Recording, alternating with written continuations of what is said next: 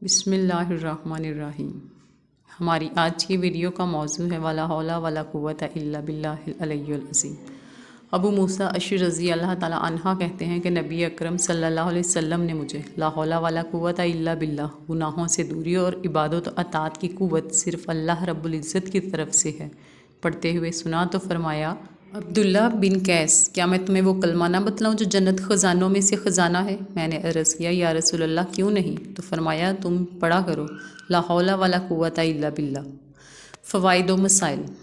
یہ جملہ اللہ کے ذکر میں اہم جملہ ہے کیونکہ اس میں اس بات کا اقرار ہے کہ ہر قوت کا سرچشمہ اللہ رب العزت کی ذات ہے۔ نمبر 2، اس میں اللہ تعالیٰ پر اعتماد و توکل کے ساتھ ساتھ اس کے سامنے عاجزی اور مسکینی کا اظہار ہے، اور عبودیت کا یہ اظہار اللہ تعالیٰ کو بہت پسند ہے۔ نمبر 3، نیکی کا کام انجام دے کر یا گناہ سے اجتناب کر کے دل میں فخر کے جذبات پیدا ہو سکتے ہیں، جس کے نتیجے میں نیکی برباد، گناہ لازم کی کیفیت پیش آ سکتی ہے۔ اس سے بچاؤ کے لیے اس بات کی یاد دہانی کی ضرورت ہے کہ یہ سب میری کوشش اور بہادری سے نہیں بلکہ محض اللہ کی توفیق اور اس کے احسان سے ہے۔ نمبر 4، اس سوچ کے ساتھ یہ الفاظ پڑھنے سے یقیناً جنت کی عظیم نعمتیں اور بلند درجات حاصل ہوں گے، اس لیے اسے جنت کا خزانہ قرار دیا گیا ہے۔ نمبر 5، اللہ کا ذکر سری طور پر کرنا بہتر ہے کیونکہ اس میں ریاکاری نہیں ہوتی، البتہ جن مقامات پر ذکر بلند کرنا، آواز بلند ہو، مسنون ہو، وہاں پر آواز بلند کی جا سکتی ہے۔ اللہ تعالیٰ کے سامنے اظہار عاجزی اور انکساری اور سب کچھ اللہ تعالیٰ کے سپرد کرنے کی تعلیمات میں نبی اکرم صلی اللہ علیہ وسلم کی صحابہ کو کی ہوئی نصیحتیں بھی شامل ہیں۔ صحابہ ان پر جان و دل و جان سے قولاً اور فعلاً عمل کرتے، اٹھتے بیٹھتے اسی رنگ میں رنگے رہے۔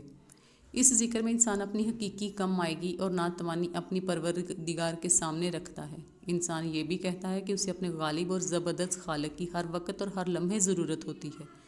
جس وقت یہ ذکر انسانی زبان پر جاری ہو تو عین اس وقت دل عظیم الشان ذات کی وحدانیت کا اقرار کر رہا ہوتا ہے کہ اسی سے مدد، کامیابی، تنگی سے نکلنے کا راستہ اور خوشحالی کی طلب کی جاتی ہے۔ فرمانے باری تعالیٰ ہے، عنقریب اللہ تعالیٰ مشکل کے بعد آسانی دے گا۔ امام ابن قیم رحمۃ اللہ علیہ کہتے ہیں، مشکلات کا مقابلہ کرنے اور مصیبتیں جھیلنے کے لیے اس لا حول ولا قوت الا باللہ ذکر کی حیران کر دینے والی اثر انگیزی ہے۔ نیز بادشاہوں اور باروب شخصیت کے سامنے جانے اور پرخطر امور میں بھی یہ ذکر مؤثر ہے۔ عوف بن مالک کے بیٹے سالم کو مشرکوں نے قید کر لیا تو وہ نبی اکرم صلی اللہ علیہ وسلم کے پاس آئے اور کہا، اللہ کے رسول، میرے بیٹے کو دشمنوں نے قید کر لیا ہے اور گھر میں بھی فاقہ کشی ہے۔ اس پر آپ صلی اللہ علیہ وسلم نے فرمایا، آل محمد کے پاس بھی کل شام تک ایک مد غلہ تھا، تقوی الہی اختیار کرو اور صبر سے کام لو اور لا حول ولا قوت الا باللہ کثرت سے کہو۔ ایک روایت میں یہ بھی ہے کہ آپ صلی اللہ علیہ وسلم نے انہیں اور ان کے بیٹے کی ماں کو بھی کثرت سے اس ذکر کا حکم دیا۔ اس پر انہوں نے عمل کیا۔ عوف بن مالک اپنے گھر میں ہی تھے کہ ان کا بیٹا واپس آ گیا اور دشمن کو پتہ بھی نہ چلا۔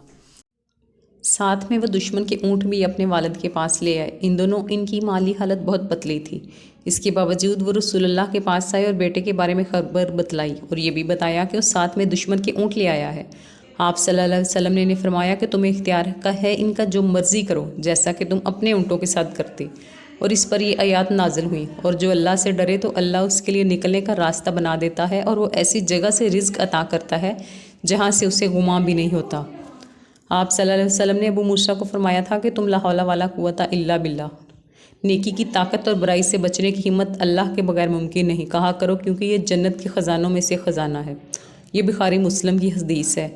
اس ذکر کی وجہ سے بندے کو یقین محکم ہو جاتا ہے کہ وہ خود یا کوئی اور کبھی بھی ایک حالت سے دوسری حالت میں منتقل نہیں ہو سکتا۔ بندہ اپنا کوئی بھی کام تنہا مکمل نہیں کر سکتا۔ کسی بھی ہدف کو پانے کے لیے انتہائی مضبوط، بلند و بالا اور عظمت والی ذات اللہ رب العزت کی جانب سے قوت کا ملنا ضروری ہے۔ اس ذکر میں انسان اپنی حقیقی کم مائگی اور ناتوانی اپنے پروردگار کے سامنے رکھتا ہے۔ انسان یہ بھی کہتا ہے کہ اسے اپنے غالب اور زبردست خالق کی ہر وقت اور ہر لمحے ضرورت ہوتی ہے۔